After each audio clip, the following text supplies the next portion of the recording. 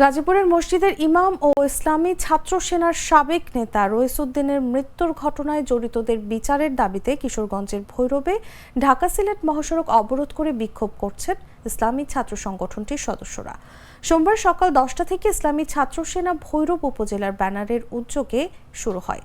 অবরোধের ফলে মহাসড়ক ও আঞ্চলিক সড়কে যান চলাচল বন্ধ হয়ে গেছে। এতে শত শত যাত্রীবাহী ও মালবাহী যানবাহন আটকে পড়েছে, ফলে চরম দুর্ভোগে পড়েছেন যাত্রীরা।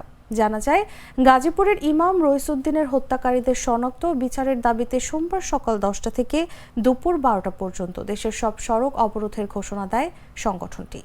কর্মসূচিতে নেতারা বলেন, ইমাম রইসউদ্দিনের খুনিদের ধরে দ্রুত বিচার করতে হবে। সুষ্ঠু বিচার করা না হওয়া পর্যন্ত কঠোর কর্মসূচি দেওয়া হবে বলে জানান তারা।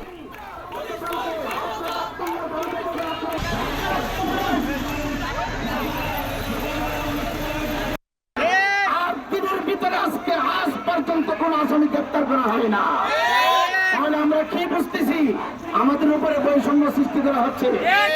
আমি আপনাদেরকে অনুরোধ জানাচ্ছি, আমরা শান্তিপ্রিয় মুসলমান, আমাদেরকে অশান্ত করবেন না। মৌলানা রইসউদ্দিন খোকন সাহেবকে ঘাতক দলেরা তার নিজের মসজিদের রুম থেকে নাস্তা করা অবস্থায় তাকে ডেকে নিয়ে রাস্তার মধ্যে গণপিটুনি দিয়ে তারা পুলিশের কাছে সুপর্দ করেছে। পরবর্তীতে কারাগারে প্রেরণ করার পরে কারাগারে আমাদের ভাইয়ের ইন্তেকাল করেছে। এর পিছনে অন্যতম কারণ হচ্ছে আমার ভাই সুন্নতের পক্ষে, তাসাউফপন্থী ছিলেন, তাসাউফের পক্ষে কথা বলতেন।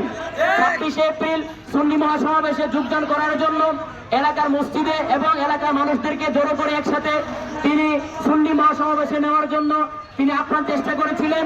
এই নিয়ে যাওয়ার পিছনে ছিল মূল কারণ, ওনাকে একমাত্র মতাদর্শের কারণে হত্যা করা হয়েছে, এটা আমাদের বিশ্বাস।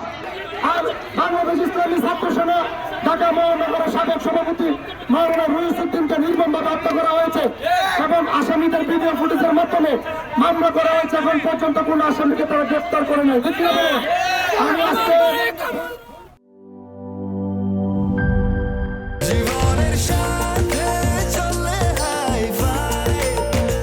স্বাস্থ্যকর অল টাইম ফ্যামিলি কেক, সব সময় অল টাইম হেলদি লাইফ।